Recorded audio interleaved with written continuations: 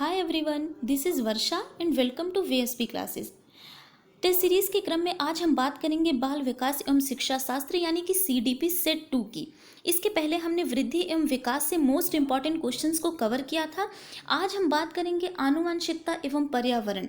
इससे रिलेटेड जो most important question है पहले हम उस पर डिस्कस करेंगे और साथ ही हम उसका एक्सप्लेनेशंस भी देखेंगे कि एक क्वेश्चन से ताकि आपको 1 से 2 से 3 क्वेश्चन तक तैयार हो सके। देखिए, ये वीडियो क्विक रिवीजन के लिए है, इसलिए मैं एमसीक्यूज़ की सीरीज़ ला रही हूँ ताकि जब तक आपके एग्जाम्स ना हो जाए तब तक आप लोग प्रैक्टिस करते रहिए। और अगर आपने मेरे चैनल को सब्सक्राइब नहीं किया है तो सब्सक्राइब और बेल आइकन को प्रेस कर लीजिए। तो आइए शुरू करते हैं। फर्स्ट क्वेश्चन है, बच्चों के सिखाने की भूमिका में माता पिता को डैश भूमिका निभानी चाहिए। बच्चों को सिखाने के लिए माता पिता को कैसी भूमिका निभानी चाहिए? ए सहानुभूतिपूर्ण, बी नकारात्मक, सी अग्रोमुखी और डी है तटस्थ। तो देखिए, बच्चों के सिखाने की प्रक्रिया में माता पिता की जो भूमिका है वो अग्रोन्मुखी होनी चाहिए, यानी यहाँ सी ऑप्शन हमारा राइट आंसर हो जाएगा। नेक्स्ट क्वेश्चन की बात करते हैं, मानव व्यक्तित्व परिणाम है। मानव व्यक्तित्व किसका परिणाम है? ए पालन पोषण और शिक्षा, बी केवल वातावरण का, सी केवल आनुवंशिकता का और डी है आनुवंशिकता और वातावरण के अंतःक्रिया का। देखिए, एक जो मानव व्यक्तित्व का होता है वो किसी एक चीज़ से नहीं चल सकता है, ठीक है। यानी केवल वातावरण से भी नहीं इसका विकास हो सकता और ना ही केवल आनुवंशिकता से। यानी जो मानव व्यक्तित्व है वो आनुवंशिकता और वातावरण इन दोनों के अंतःक्रिया से होता है, किसी एक के अभाव में ये नहीं हो सकता। जितनी महत्वपूर्ण है आनुवंशिकता उतना ही महत्वपूर्ण हमारे लिए वातावरण है, ठीक है। नेक्स्ट क्वेश्चन की बात करते हैं। थर्ड क्वेश्चन है, निम्नलिखित में से कौन सा मुख्य रूप से आनुवंशिकता संबंधी कारक है? देखिए, बात अगर आनुवंशिकता की करें तो जो कुछ भी आपको अपने माँ बाप से मिलता है या फिर जो पीढ़ी दर पीढ़ी जो चलते रहता है वही जो है क्या होता है, आनुवंशिकता होती है। ए ऑप्शन है आँखों का रंग, बी ऑप्शन चिंतन पैटर्न, सी ऑप्शन सामाजिक गतिविधियों में भागीदारिता समकक्ष और डी ऑप्शन है व्यक्तियों के समूह के प्रति अभिवृत्ति। देखिए, आनुवंशिकता संबंधी जो सबसे इम्पॉर्टेंट यहाँ पे जो मोस्ट इंपॉर्टेंट कारक है वो है आंखों का रंग, यानी ए ऑप्शन हमारा राइट आंसर हो जाएगा। आंखों का रंग, देखिए अगर आपके माँ कहते हैं जो आपके पूर्वजों की आंखें जैसी रहेंगी वैसे ही एक बच्चे की भी आंखें रहेंगी। जैसे अगर आपके माँ बाप की आंखों बाप या बाप में से किसी की आंखें भूरी हैं तो वो आंखों का रंग आपका भी भूरा ही हो जाएगा, ठीक है। तो यहाँ ए ऑप्शन हमारा राइट आंसर हो जाएगा। नेक्स्ट क्वेश्चन है, प्राथमिक कक्षा में सकारात्मक वातावरण निर्मित करने के लिए एक शिक्षक को क्या करना चाहिए? यानी कि क्या करना चाहिए ताकि प्राथमिक कक्षा में सकारात्मक वातावरण निर्मित हो सके? सकारात्मक अंत वाली कहानियाँ सुनानी चाहिए, समूह गतिविधियों के दौरान समाज मित्र के आधार पर उन्हें अपने समूह बनाने की अनुमति नहीं देनी चाहिए, विभेद नहीं करना चाहिए और प्रत्येक बच्चे के लक्ष्य सुनिश्चित करने चाहिए या सुबह प्रत्येक बच्चे का अभिवादन करना चाहिए। देखिए, अगर हम प्राथमिक कक्षा की बात करते हैं तो यहाँ बच्चों में विभेद नहीं करना चाहिए और हर बच्चे के लिए लक्ष्य जो है वो सुनिश्चित करके रखना चाहिए, ठीक है। सी ऑप्शन यहाँ पे राइट आंसर हो गया। नेक्स्ट क्वेश्चन की बात करते हैं, प्रकृति पालन पोषण और वाद विवाद के संदर्भ में निम्नलिखित कथनों में से कौन सा आपको उपयुक्त प्रतीत होता है? देखिए, प्रकृति पालन पोषण और वाद विवाद इसके संदर्भ में कौन सा आपको सही लग रहा है? तो एक बच्चा एक खाली स्लेट के समान होता है जिसका चरित्र परिवेश के द्वारा किसी भी आकार में डाला जा सकता है, या फिर बच्चे आनुवंशिक रूप से उस तरफ प्रवृत्त होते हैं जिस तरफ होना चाहिए, इससे कोई फर्क नहीं पड़ता कि वह किस परिवेश में पल बढ़ रहे हैं। सी ऑप्शन है वंशानुक्रम तथा परिवेश अभिन्न रूप से एक दूसरे से गूंथे हुए हैं और दोनों विकास को प्रभावित करते हैं और डी ऑप्शन है हमारा एक बच्चे के व्यवहार का निर्धारण करने में परिवेशी प्रभावों का बहुत कम महत्व होता है, वह प्राथमिक रूप में आनुवंशिक रूप से निर्धारित होता है। तो देखिए, अगर हम प्रकृति पालन पोषण वाद विवाद के संदर्भ में बात करते हैं तो वंशानुक्रम तथा परिवेश अभिन्न रूप से एक दूसरे से गूंथे हुए हैं और दोनों ही विकास को प्रभावित करते हैं। अभी देखिए, पिछले क्वेश्चन में हमने डिस्कस किया था तो सी ऑप्शन हमारा राइट आंसर हो जाएगा। सी ऑप्शन हमारा राइट आंसर हो जाएगा। नेक्स्ट क्वेश्चन की बात करते हैं, प्रकृति पोषण विवाद किससे संबंधित है? देखिए, घुमा फिरा के वही क्वेश्चन आपसे पूछा जा रहा है, प्रकृति पोषण विवाद, वातावरण एवं पालन पोषण, वातावरण एवं जीव विज्ञान, व्यवहार एवं वातावरण या आनुवंशिकी एवं वातावरण। तो प्रकृति पोषण जो विवाद है वो आनुवंशिकी एवं वातावरण, डी ऑप्शन हमारा राइट आंसर हो जाएगा। नेक्स्ट क्वेश्चन की बात करें, मानवीय विकास में आनुवंशिकता एवं परिवेश की भूमिका के संदर्भ में कौन सा कथन समुचित है। ठीक है, आनुवंशिकता और परिवेश के संदर्भ में कौन सा कथन समुचित है यानी कि उचित है, ये बताना है आपको। विकास के विभिन्न क्षेत्रों में आनुवंशिकता एवं परिवेश का सापेक्षिक प्रभाव परिवर्तनशील है। व्यवहारवाद के सिद्धांत पर प्रायः मानवीय विकास में प्रकृति की भूमिका पर आधारित है। परिवेश की भूमिका लगभग स्थिर रहती है जबकि आनुवंशिकता का प्रभाव परिवर्तित हो सकता है। या भारत सरकार की विभिन्न विभेदात्मक क्षतिपूर्वकता संबंधी नीति मानवीय विकास में प्रकृति की भूमिका पर आधारित है। ठीक है, देखिए आनुवंशिकता में परिवेश की जो भूमिका है वो यहाँ हमारा ए ऑप्शन राइट हो जाएगा, यानी कि विभिन्न क्षेत्रों में आनुवंशिकता एवं परिवेश का जो प्रभाव होता है वो सापेक्षिक प्रभाव परिवर्तनशील होता है। ठीक है, देखिए इस पूरे क्वेश्चन में आपको आनुवंशिकता एवं परिवेश ही देखने को मिलेगा क्योंकि हमारा चैप्टर ही यही है, आनुवंशिकता एवं पर्यावरण। ठीक है, नेक्स्ट क्वेश्चन की बात करते हैं। यहाँ कहा जा रहा है कि क्या बच्चे इसलिए भाषा अर्जित करते हैं क्योंकि उनमें आनुवंशिक रूप से ऐसा करने की पूर्व प्रवृत्ति होती है या उनके माता पिता प्रारंभिक अवस्था से ही उन्हें गहन रूप से सिखाते हैं। यह मुख्य रूप से दर्शाता है अगर कोई बच्चा भाषा अर्जित करता है तो क्या वो आनुवंशिक रूप से उसे प्राप्त हुआ है, ये मूल प्रवृत्ति है, या फिर उनके मम्मी पापा उन्हें सिखाते हैं तब वो प्राप्त कर पाता है। ठीक है, तो ए ऑप्शन बहुकारक योग्यता के रूप में विकास करना, प्रकृति और पोषण पर बहस करना, भाषा के विकास पर संज्ञान का प्रभाव, या फिर विकास एक सतत प्रक्रिया है या एक असतत प्रक्रिया है। देखिए यहाँ आपको ध्यान देना है कि जैसे आपकी पहली बात है आपकी आनुवंशिकता महत्वपूर्ण है और फिर आपका पर्यावरण, ये दोनों अगर रहेगा तो आप भाषा को बहुत जल्दी अर्जित कर पाएंगे। तो यहाँ बी ऑप्शन राइट हो जाएगा, प्रकृति और पोषण पर बहस।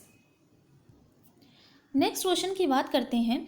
8वीं कक्षा का एक छात्र बुद्धि से काफ़ी तेज है किंतु शरीर से काफ़ी कमज़ोर है। आप उसके माता पिता से मिलते हैं तो देखते हैं उसके पिता भी बुद्धि से तो श्रेष्ठ हैं किंतु शरीर से काफ़ी कमज़ोर है। आपके अनुसार इसका कारण क्या हो सकता है। देखिए एक बच्चा है जो वो माइंड उसका बहुत तेज़ है किंतु वो शारीरिक रूप से बहुत कमज़ोर है, और अगर आप उसके मम्मी पापा से मिलते हैं तो देखते हैं कि सेम यही चीज़ उनके अंदर भी दिखने को मिल रही है। तो यहाँ कौन सा कारण होगा, किस लिए ऐसा हो रहा है कि बच्चा भी उसका बुद्धि तेज है और वो शरीर से कमज़ोर है और मम्मी पापा भी। ए है पौष्टिक भोजन का अभाव, बी पिछले वर्षों की कई बीमारी, सी है आनुवंशिकता का प्रभाव और डी है इनमें से कोई नहीं। तो देखिए अगर मम्मी पापा के अंदर कोई बीमारी रहेगी तो वो आनुवंशिकता के रूप में बच्चे में भी चली जाएगी, यानी यहाँ आनुवंशिकता का प्रभाव दिखने को मिल रहा है। सी ऑप्शन हमारा राइट आंसर हो जाएगा। नेक्स्ट क्वेश्चन है, आपकी कक्षा का एक छात्र कक्षा में रोज अनुशासनहीनता करता है। आप इस समस्या के समाधान के लिए कौन सा उपाय अपनाएंगे। छात्र को रोज पीटेंगे जब तक कि वह कक्षा में अनुशासनहीनता करना न छोड़ दे, स्कूल से उसका नाम काटने के लिए प्रधानाचार्य से कहेंगे, उसके वंशानुक्रम तथा वातावरण का पता लगाकर उसका सही दिशा में मार्गदर्शन करेंगे, या फिर उसको इलाज के लिए किसी अच्छे मनोचिकित्सक के पास लेकर जाएंगे। देखिए अगर एक बच्चा है डेली वो अनुशासनहीनता कर रहा है तो आप क्या करेंगे कि उसके वंशानुक्रम और वातावरण का पता लगाएंगे कि यानी कहीं वो ऐसे वातावरण में तो नहीं रह रहा है जहाँ पे अनुशासनहीनता वो देखने को उसको मिल रही है, या फिर कहीं उसके मम्मी पापा तो ऐसे नहीं थे। ठीक है, तो यहाँ सी ऑप्शन हमारा राइट आंसर हो जाएगा। नेक्स्ट क्वेश्चन पे चलते हैं। आप मुंबई के किसी केंद्रीय विद्यालय के शिक्षक हैं। ठीक है, तो आप भावी शिक्षक तो आप बनेंगे ही। ठीक है, तो आप मुंबई नहीं कहीं के भी आप केंद्रीय विद्यालय के शिक्षक हैं। आपकी कक्षा का एक छात्र अफजल हिमाचल प्रदेश का रहने वाला है और एक अन्य छात्र जो शिखर वो केरला का मूल निवासी है। आप दोनों के रंग रूप स्वभाव आदि में काफ़ी भिन्नताएं होती हैं। ठीक है, इसका प्रमुख कारण क्या हो सकता है। आपकी शिक्षण विधि, वातावरणीय प्रभाव, विद्यालय में दोनों का शैक्षिक स्तर और उपरोक्त सभी। आप देखेंगे कि दोनों अलग अलग जगह से हैं, एक हिमाचल प्रदेश का और दूसरा है केरला का, और दोनों के रंग में, रूप में, स्वभाव में काफ़ी भिन्नताएं यानी काफ़ी डिफरेंसेस हैं। ठीक है, तो इसका क्या कारण हो सकता है। तो इसका कारण होगा उन लोगों का वातावरणीय प्रभाव। तो यहाँ बी ऑप्शन हमारा राइट आंसर हो जाएगा। देखिए आप अगर शीत प्रधान देशों में जाते हैं जहाँ पे ठंड बहुत अधिक होती है, वहाँ के लोग अक्सर बहुत गोरे होते हैं। ठीक है, जबकि आप दक्षिण अफ्रीका जैसे देशों में चले जाएंगे तो वहाँ बहुत काले लोग मिलते हैं। तो ये क्या है, ये वातावरणीय प्रभाव ही तो है। ठीक है, नेक्स्ट क्वेश्चन की बात करते हैं। निम्नलिखित में से डैश के अतिरिक्त सभी वातावरणीय कारक विकास को आकार देते हैं। यानी कि ऐसा कौन सा कारक है जिसके अतिरिक्त सभी वातावरणीय कारक को आकार देते हैं। तो देखिए, संस्कृति, शिक्षा की गुणवत्ता, शारीरिक गठन और पौष्टिकता की गुणवत्ता। देखिए, सांस्कृतिक, ठीक है, और शिक्षा की गुणवत्ता और पौष्टिकता की गुणवत्ता, ये तीनों जो है ये वातावरणीय विकास को आकार देते हैं। जबकि शारीरिक गठन, यहाँ सी ऑप्शन राइट हो जाएगा, शारीरिक गठन हमारे वातावरणीय कारक को प्रभावित नहीं करता है। ठीक है, नेक्स्ट क्वेश्चन की बात करते हैं। निम्नलिखित में से कौन सा कथन सही नहीं है? यहाँ आपको सही नहीं है वो बताना है। विकास प्राणी और उसके पर्यावरण के अंतःक्रिया का परिणाम है। वंशानुक्रम माता पिता से संतान में गुणों का संचरण है। माता पिता की शारीरिक और मानसिक विशेषताओं का संतानों में संचालित होना वंशानुक्रम है। या फिर वंशानुक्रम व्यक्ति की जन्मजात विशेषताओं का शोधन है। ठीक है, तो ये तीनों ऑप्शन ए बी सी हमारे तीनों ऑप्शन करेक्ट है। किसके लिए? वंशानुक्रम और पर्यावरण के लिए। जबकि डी ऑप्शन हमारा राइट आंसर हो जाएगा, वंशानुक्रम व्यक्ति की जन्मजात विशेषताओं का शोधन है। ये ऑप्शन, ये वंशानुक्रम के बारे में सही नहीं है। ठीक है, नेक्स्ट क्वेश्चन की बात करते हैं। वंशानुक्रम के संबंध में गलत कथन कौन सा है? अब इसमें भी आपको गलत कथन बताना है। इसमें रुचि, अभिवृत्ति, पसंद, नापसंद तथा मस्तिष्क की संवेदनात्मक भावनाएं समावेशित हैं। यह शारीरिक संगठन में महत्वपूर्ण योगदान देता है। वंशानुक्रम बालक का लिंग निर्धारित करता है। यह जुड़वा बालकों के जन्म में योगदान देता है। देखिए, आपको वंशानुक्रम के संबंध में गलत बताना है। तो इसमें रुचि, अभिवृत्ति, पसंद, नापसंद तथा मस्तिष्क की संवेदनात्मक भावनाएं समावेशित हैं, ये गलत है। वंशानुक्रम में ये नहीं होगा। ठीक है, नेक्स्ट क्वेश्चन है आपका, व्यक्तित्व विकास में डैश एक महत्वपूर्ण भूमिका का निर्वाह करता है। परीक्षाओं की संख्या, वातावरण, आनुवंशिकता एवं वातावरण का मिश्रण या फिर आनुवंशिकता। देखिए, बहुत बार हमने बता दिया है कि व्यक्तित्व विकास में आनुवंशिकता एवं पर्यावरण यानी कि वातावरण दोनों का मिश्रण होता है। तो सी ऑप्शन यहाँ पे राइट आंसर हो जाएगा। नेक्स्ट क्वेश्चन की बात करें, निम्नलिखित में से कौन सा वंशानुगत प्रभाव बालकों पर पड़ता है? इनमें से कौन सा वंशानुगत प्रभाव बालकों पर पड़ता है? बुद्धि पर प्रभाव, चरित्र पर प्रभाव, शारीरिक लक्षणों पर प्रभाव। यानी कि ये सारे प्रभाव जो होते हैं ये वंशानुगत के प्रभाव में बालकों पे पड़ते हैं। यहाँ डी ऑप्शन राइट हो जाएगा, उपरयुक्त सभी। नेक्स्ट क्वेश्चन की बात करें, गुणसूत्र होता है। देखिए, गुणसूत्र क्या, गुणसूत्र जो होते हैं वो एक्स और वाई दोनों होते हैं। और x और y कैसे होते हैं? देखिए, अगर आप मेल की बात करेंगे, ठीक है, ध्यान से देखिएगा, मेल की बात अगर करेंगे तो उनमें होता है x और y। जबकि अगर आप फीमेल की बात कर रहे हैं तो फीमेल में क्या होता है? x और x। ठीक है, और अगर गुणसूत्रों की हम बात करते हैं तो ये 46 होते हैं, यानी कि 46 गुणसूत्र होते हैं। और अगर ये पूछ ले कि कितने जोड़े गुणसूत्र होते हैं तो वो 23 जोड़े होते हैं। ध्यान दीजिएगा, बहुत इंपॉर्टेंट है। ठीक है, तो गुणसूत्र होते हैं कितने? एक्स और वाई दोनों।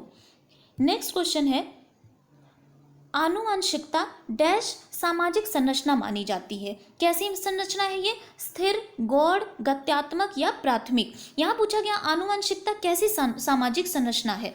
तो देखिएगा, आनुवंशिकता जो है स्थिर है वो, यानी कि ऐसा नहीं है कि आनुवंशिकता के चलते आप में कोई गुण विकसित हुआ है, या फिर जैसे आपके मम्मी पापा बहुत लंबी हाइट के हैं और आनुवंशिकता का प्रभाव जो है वो आप पे पड़ा है, आपकी भी हाइट लंबी है। ऐसा नहीं है कि वो थोड़े दिन के बाद आप छोटी हाइट के हो जाएंगे। ठीक है, तो आनुवंशिकता का जो गुण है वो स्थिर रहता है।